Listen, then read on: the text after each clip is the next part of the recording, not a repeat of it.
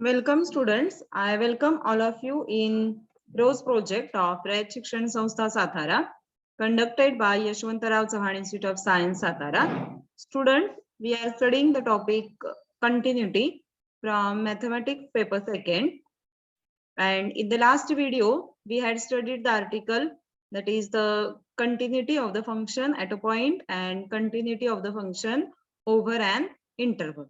Now in this video, we are discussing the types of discontinuities and intermediate value theorem. So let us start our article. These are the properties which we have studied in our last video. So nextly now we will study the types of discontinuities. बघा म्हणजे आपलं एखादं function continuous जर का असेल एखाद्या पॉइंटला तर त्यासाठी आपल्याला कंडिशन काय पाहिजे की limit of f of x as extends to a should equal to f of a. That limit should exist आणि मग ते कशाशी इक्वल पाहिजे एफ ऑफ ए शी. पण समजा एखाद्या फंक्शनच्या बाबतीमध्ये ही इक्वॅलिटी जर का फेल जात असेल, त्याचं लिमिट एक्झिस्ट होत नसेल, ही एक पॉसिबिलिटी झाली, किंवा लिमिट एक्झिस्ट होतंय पण ते एफ ऑफ ए इतकं नाही. अशा जर का दोन पॉसिबिलिटीज असतील तर ते फंक्शन काय होतं डिसकंटिन्युअस होतं. आणि मग ह्या ज्या दोन पॉसिबिलिटीज आहेत त्याच्यावरूनच डिसकंटिन्युटीचे आपल्याकडे टाइप्स पडतात. सो वी हॅव वेगवेगळ्या डिसकंटिन्युटीचे त्यामधून टाइप्स आहेत. सो आपण आता ते डिस्कस करूयात. सो त्याच्यामध्ये पहिली आहे ती म्हणजे जम्प डिसकंटिन्युटी. सो जम्प डिसकंटिन्युटी याचा अर्थ काय की त्या ग्राफला म्हणजे आपण सगळ्यात सुरुवातीला इंट्रोडक्शन मध्ये काही ग्राफ बघितलेले, त्याच्यामध्ये पॉसिबिलिटीज बघितलेल्या. सो जम्प याचा अर्थ काय की ऍट एक्स इक्वल टू ए ला तो ग्राफ काय झालाय तिथं ब्रेक झालाय, कट झालेला असेल. ठीक आहे, म्हणजेच काय म्हणू शकतो आपण तिथे त्या ग्राफला जम्प आहे म्हणजे तो पॉईंट सोडून परत पुढच्या पॉईंट पासून ग्राफ परत कंटिन्यू झालाय असं जर का असेल तर त्याला तिथे जम्प डिसकंटिन्युटी असं म्हटलं जातं. ठीक आहे, किंवा ती झाली त्याची इररिमुव्हेबल डिसकंटिन्युटी. ठीक आहे, इररिमुव्हेबल म्हणजे काय की जी आपण रिमूव्ह नाही करू शकत किंवा तिथं काहीच करू शकत नाही. म्हणजेच काय की एफ ऑफ एक्स, हे बघा आता त्याची डेफिनेशन कशी केली आहे, a function f of x has jump discontinuity at x equal to a if the left hand limit and right hand limit हे दोन्ही पण कसे होत असतील, लिमिट एक्झिस्ट होत असतील पण त्यांची व्हॅल्यू काय असेल, वेगवेगळी असेल. म्हणजे LHL is not equal to RHL असेल एखाद्या फंक्शनच्या बाबतीत, तर then discontinuity is called as the jump discontinuity. आता एखादा एक्झाम्पल बघूयात आपण इथे त्याच्याबद्दलचं. बघा इथे एक फंक्शन कन्सिडर केलेलं आहे f of x is equal to x square minus x minus 5. त्याचा डोमेन दिलेला आहे -4 less than x less than -2. अजून दुसऱ्या डोमेनसाठी ते फंक्शन डिफाईन केलेलं आहे x square x cube minus 4x minus 3. So -2 less than x less than 1. So इथं जो त्याचा क्रिटिकल पॉइंट आहे किंवा काय म्हणूयात आपण त्याचा ब्रेक पॉइंट आपण म्हणतो की जिथं त्या फंक्शनचं नेचर चेंज झालेलं आहे त्या पॉइंटला आपण काय करतो, कंटिन्युटी चेक करतो. सो इथं तो पॉइंट काय झाला -2. ठीक आहे, सो आता इथं -2 ला आपण त्याचं लेफ्ट हँड लिमिट काढून बघूयात. बघा इथं लिहिलंय मी limit of x tends to 2 minus f of x is equal to इथं -2 हवंय हा, एक्स टेंड्स टू -2 आणि मग त्याची लेफ्ट हँड साइड म्हणजे मायनस. तर ते किती येईल बघा, फंक्शन किती आहे त्यावेळेचं x square minus x minus 5. So त्याच्यामध्ये एक्स इक्वल टू -2 पुट करणार तुम्ही. सो -2 पुट केल्यावरती बघा किती मिळतंय, त्याची व्हॅल्यू जी काय मिळेल ती. त्याच्यानंतर हे आहे तुमचं एफ ऑफ एक्स. ठीक आहे, सो एफ ऑफ एक्स ला इथे त्यांनी त्याची व्हॅल्यू किती आलेली आहे -3. सो जे त्याचं लेफ्ट हँड साठीचं म्हणजे त्या डोमेन मधलं लेस दॅन एक्स लेस दॅन -2 असताना जे काही फंक्शन आहे त्याचं लिमिट काढलं ते तुम्हाला इतकं मिळाले. राईट हँड साठी म्हणजे एक्स ग्रेटर दॅन -2 असतानाचं जे काही फंक्शन आहे त्याचं लिमिट काढलं. आणि मग ह्या दोन्ही व्हॅल्यूज जर का बघितल्या तर ह्या दोन्ही व्हॅल्यूज काय होतात, नॉट इक्वल टू आहेत. म्हणजेच आपण इथं काय म्हणू शकतो, LHL not equal to RHL. म्हणजेच काय की या फंक्शनचं लिमिटच एक्झिस्ट होत नाही, therefore the function is discontinuous. अजून एखादं फंक्शन बघूयात आपण. बघा आता हे एक फंक्शन दिलेलं आहे f of x is equal to x square minus 3x minus 18 upon x minus 6. आता इथं आपल्याला त्याची डिसकंटिन्युटी जी आहे ती चेक करायची. ठीक आहे, आपण बघितलं पहिली पॉसिबिलिटी काय आहे की इररिमुव्हेबल म्हणजे जम्प डिसकंटिन्युटी, की तिथं तुमचं लिमिट काय होत असेल, एक्झिस्टच होत नसेल. आणि रिमुव्हेबल डिसकंटिन्युटी म्हणजे काय की तुमचं लिमिट एक्झिस्ट होतंय पण ते एफ ऑफ ए इतकं नाही. असं जर का असेल तर मग त्याला काय म्हटलं जातं, रिमुव्हेबल डिस्कंटिन्युटी. मग आता ह्या दोन्हीपैकी कुठली पॉसिबिलिटी आहे हे चेक करायचं आपल्याला. असे काही एक्झाम्पल्स तुम्हाला दिली जातील आणि मग त्याच्यावरून तुम्हाला टाइप्स ऑफ डिस्कंटिन्युटी आयडेंटिफाय करायचं. सो आता या फंक्शनच्या बाबतीत अशा याच्यामध्ये काय करायचं की पहिल्यांदा त्याचं लिमिट काढावं लागेल आपल्याला. ठीक आहे, आता इथं बघा एकच फंक्शन दिलेलं आहे, म्हणजे काही वेगवेगळ्या डोमेनसाठी वेगवेगळे फंक्शन दिलेले नाहीत. त्यामुळे आपण काही दोन लिमिट काढणार नाही, आपण एकच लिमिट काढणार आहोत. सो त्याचं लिमिट किती मिळालं बघा, x² - 3x अपॉन x - 6 आहे. त्याचे फॅक्टर्स पाडले इथं. त्याचे फॅक्टर्स कसे पडतील, x - 6 आणि x + 3. ते करेक्शन आहे, इथं x + 3 हवंय. So x + 3 upon x - 6. मग x - 6 x - 6 कॅन्सल झाले आणि मग x + 3 काय झालं तिथे शिल्लक राहील आणि मग त्याचं लिमिट पुट केलं तर ते किती मिळालं, 9. ठीक आहे, आता इथे आपल्याला एफ ऑफ 6 ची व्हॅल्यू इथे बरं टाईप करायचं आय थिंक राहिलेलं आहे. सो एफ ऑफ नाही, सॉरी इथे दिलेलीच नाहीये तुम्हाला. सो एफ ऑफ 6 दिलेलाच नाहीये, तो त्याची काय झाली, रिमुव्हेबल डिस्कंटिन्युटी.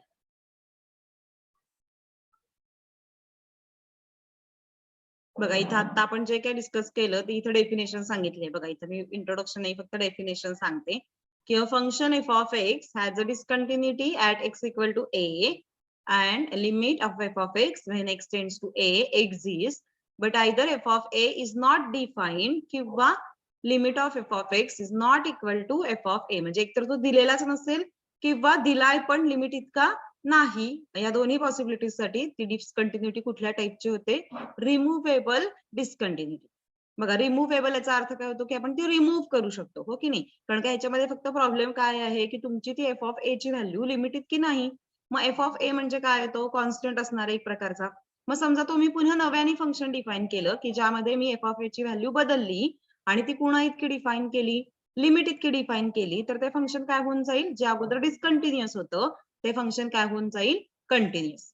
म्हणजे अगोदर जी डिस्कंटिन्युटी होती ती आपण काय केली, रिमूव्ह केली बाय रिडिफाइनिंग द फंक्शन, हो की नाही. जे आपलं एफ ऑफ एक्स फंक्शन होतं ते मी पुन्हा रिडिफाईन केलं, तर मग काय होईल ते म्हणजे ती डिस्कंटिन्युटी जी होती ती रिमूव्ह केली जाईल.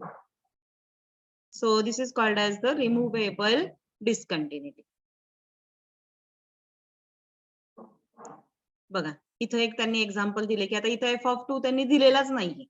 ठीक आहे, पण आता आपल्याला तो बघायचा किती येईल किंवा तो किती डिफाईन करावा लागेल फंक्शन कंटिन्युअस होण्यासाठी. असं सुद्धा एक्झाम्पल असू शकतं. बघा इथे एफ ऑफ एक्स दिलाय, मग इथे अशा केसेसच्या एक्झाम्पल्स मध्ये काय करायचंय फक्त, तर तुम्हाला जे काही फंक्शन दिलेलं असेल त्याचं लिमिट फाइंड आउट करायचं आणि मग नव्याने पुन्हा त्या फंक्शन ची व्हॅल्यू डेफिनेशन लिहायची की जिथे तुम्ही एफ ऑफ 2 पुन्हा इतकं डिफाईन करणार त्या लिमिट इतका. सो बघा इथे एफ ऑफ एक्स काय दिलंय, x cube plus 3x minus 10. इथे बघा एक्स क्यूब नाही, सॉरी इथे एक्स स्क्वेअर आहे. X square plus 3x minus 10 की ज्याचे फॅक्टर्स खाली पडले x मायनस 2 आणि x प्लस 5. आपण rationalisation method, sorry factorisation method शिकलेलं आहे लिमिट मध्ये, त्यानुसार याचं लिमिट काढलं जाते.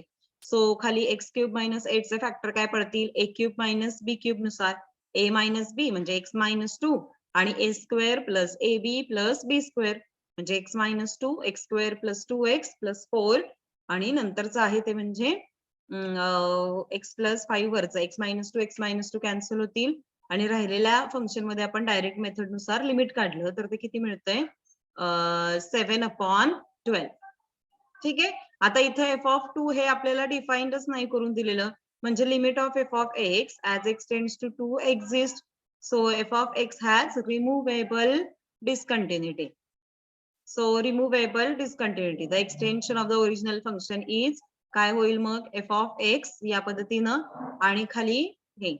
ठीक आहे, the continuous function at x equal to 2. So या पद्धतीनं ते फंक्शन काय होईल, रिडिफाईन केलं जाईल की जिथे त्याची डिस्कंटिन्युटी ही काय केली आपण, रिमूव्ह केली.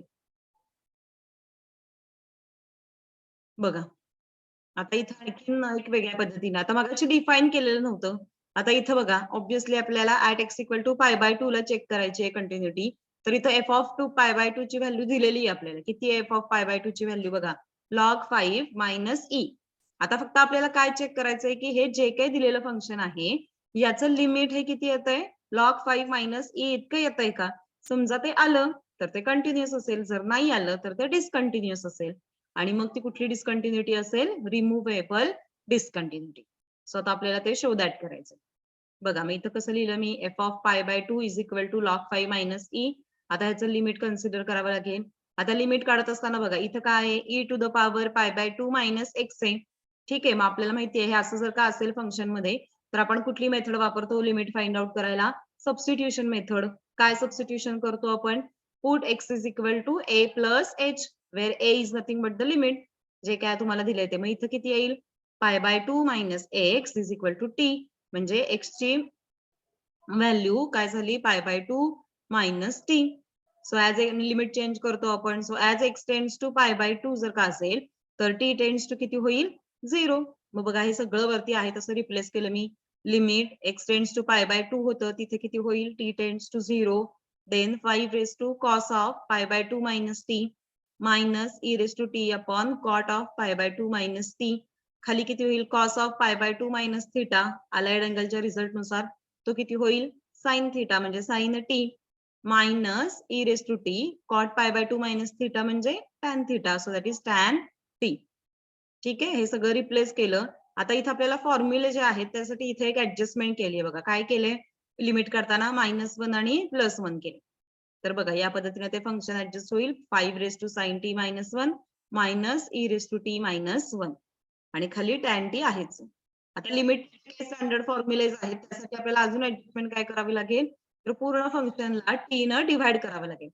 कारण का फॉर्म्युलेज आपल्याला माहिती आहेत काय? A raise to x minus x upon x असं एक टर्म आहे फॉर्म्युल्यामध्ये एक्सपोनेन्शियल फंक्शन साठी. ट्रिग्नोमेट्रिक साठी tan x upon x. Exponential साठी e raise to x minus 1 upon x असं असतो. मग ही सगळी ऍडजस्टमेंट इथं बघा या स्टेप मध्ये तुम्हाला दिसेल. बघा हे ए रेस टू 8 म्हणजे 5 रेस टू साइन टी आहे, त्यामुळे इथं बाहेर साइन टी नी मल्टिप्लाइड आणि डिवाइड केलं. टी ने ऑलरेडी आपण डिवाइड केलेलं आहेच आहे, सेपरेट केलेलंच आहे. आणि मग हे सगळं सॉल्व्ह केलं तर बघा साइन टी अपॉन टीचं लिमिट किती येईल? 1. ह्या ए रेस टू एक्स मायनस 1 त्यानुसार त्याचं लिमिट किती येईल? लॉग 5. याचं लिमिट ईचं किती आलं? 1. आणि खाली डिनॉमिनेटरचं टॅन टी अपॉन टीचं लिमिट पण किती मिळालं? 1.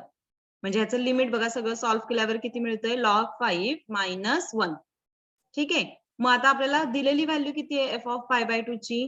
ती ह्याच्यापेक्षा वेगळी आहे. म्हणजेच काय मिळालं आपल्याला? Limit is not equal to, बघा इथं कन्क्लूड केलेलं, limit is not equal to f of pi by 2. Therefore, the function has removable discontinuity. And this continuities can be removed by redefining the f of x. कसं redefine करायचं? तर ते इथं लिहिले बघा खाली. सगळं आहे तसंच ठेवायचं, फक्त ही f of pi by 2 ची जी व्हॅल्यू आहे ती चेंज करायची आणि ती कोणा इतकी डिफाइन करायची? लिमिट इतकी. ठीक आहे, कळालं सगळ्यांना स्टुडंट्स कशा पद्धतीने आपण ही डिस्कंटिन्यूटी एक्झाम्पल सोडवणार आहोत ते? आता बघा याच्यानंतर आहे ते म्हणजे इनफायनाईट किंवा इन्फानाईट डिस्कंटिन्युटी. इन्फानाईट डिस्कंटिन्युटी त्याच्यासाठी इथे एक ग्राफ दिलेला आहे बघा. एक्स वाय इंटू 1 किंवा y is equal to 1 upon x. Rational function आपण जे म्हणतो की नाही, तसं जर का असेल, आता ह्या रॅशनल फंक्शन मध्ये समजा बघा मी इथं पॉझिटिव्ह एक्स एक्सिस वरती एक्सच्या सगळ्या व्हॅल्यू वाढवत वाढवत वाढवत गेले, तर वाय ची करस्पॉन्डिंगली व्हॅल्यू काय असेल? म्हणजे वाय म्हणजे काय? 1 अपॉन एक्स आहे. सो वाय पण कुठे जाईल? तो एक्स जर का 0 कडे गेला तर वाय म्हणजेच त्याची एफ ऑफ एक्स ची व्हॅल्यू कुठे जाईल? इन्फिनिटी कडे. आता तेच जर का तुम्ही इकडे निगेटिव्ह एक्स ऍक्सिस वरती बघा ग्राफ मध्ये बघा, इकडे मी जसं इकडे या बाजूला मूव्ह करत जाईन तसं वाय ची व्हॅल्यू त्याची कुठे जात जातीये? मायनस इन्फिनिटीला. म्हणजे ऍज एक्स टेंड्स टू 0 ला 0 प्लस ला f of x tends to infinity आणि एक्स टेंड्स टू 0 मायनस ला म्हणजे लेफ्ट हँड साइडनी, तर f of x tends to minus infinity. So the function is discontinuous at x equal to 0. आणि मग ही जी काही अशा प्रकारची इन्फिनिटी असते की जिला आपण फिक्स्ड लिमिट किती आहे हे सांगू शकतोय का? नाही, कारण का ते इन्फिनाइट म्हणजे त्याची व्हॅल्यू कुठं टुवर्ड्स अप्रोच होतीये? इन्फिनिटीकडे फंक्शनची value. So therefore such a limit of the function is called as the infinite discontinuity.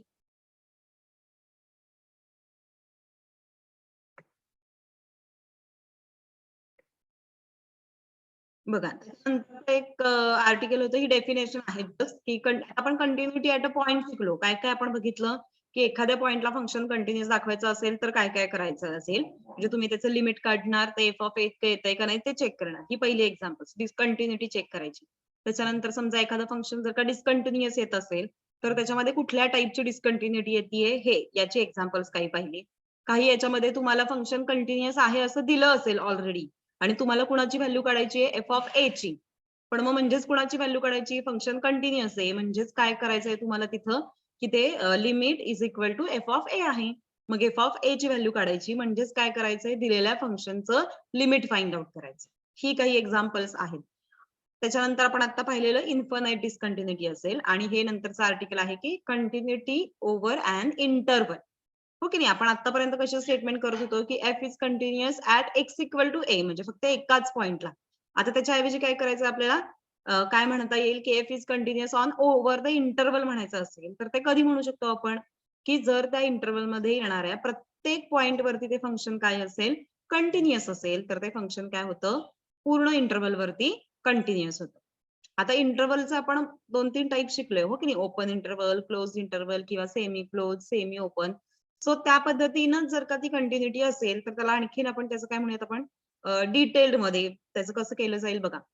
F is defined on semi closed interval असेल समजा ए टू बी, म्हणजे एक्स कडून ए कडून क्लोज आहे, बी कडून ओपन. आणि ते जर का f is continuous to the right of a, म्हणजेच काय त्याचं right hand limit is equal to आहे एफ ऑफ ए शी, तर त्याला काय म्हणायचं, f is continuous on that interval. ठीक आहे. समजा त्याचं left hand limit equal to असेल बी शी, तर त्याला काय म्हणायचं, त्या पद्धतीने ते फंक्शन कंटिन्युअस आहे. ठीक आहे. आणि मग एखाद्याचं दोन्ही पण असेल, म्हणजे एलएचएल ची पण आहे, आरएचएल ची पण आहे पूर्ण ह्याच्यावरती, तर आपण त्याला काय म्हणू शकतो, it is continuous on over the interval a to b. So this is all about the continuity over an interval. So now the last point, that is the intermediate value theorem for continuous function. So ही एक काय म्हणूयात आपण, application म्हणू शकाल कंटिन्युटीचं, कशामध्ये, algebra मध्ये असेल किंवा बाकीच्या सेक्शन मध्ये, की त्याच्यामध्ये आपण काय करणार आहे, f is continuous function on a closed interval a to b if y not is any value between a and, म्हणजे f of a and f of b for some c in closed interval a to b. बघा असं असेल तर मग geometrically intermediate value थिअरमचं statement किंवा त्याचं explanation काय आहे, की ही एक लाईन मी कन्सिडर केली बघा. If y equal to y not, the line crossing the y axis between the numbers f of a आणि f of b. F of a आणि एफ ऑफ बी म्हणजे काय, ए आणि बी ची, म्हणजे ए आणि बी या पॉइंटला फंक्शनची व्हॅल्यू. ठीक आहे. So this line will cross y equal to f of x at least once, म्हणजे ह्या पूर्ण इंटरवल मध्ये, ए टू बी इंटरवल मध्ये आपण जर का कन्सिडर केलं तर ही लाईन एकदा तरी त्या कर्वला काय होणार आहे, कट होणार आहे. म्हणजेच काय की त्या जे काही इक्वेशन कन्सिडर केलेलं असेल त्या इक्वेशनचं किमान एक तरी रूट हे त्या इंटरवल मध्ये लाय होतं. So this is all about the intermediate value theorem.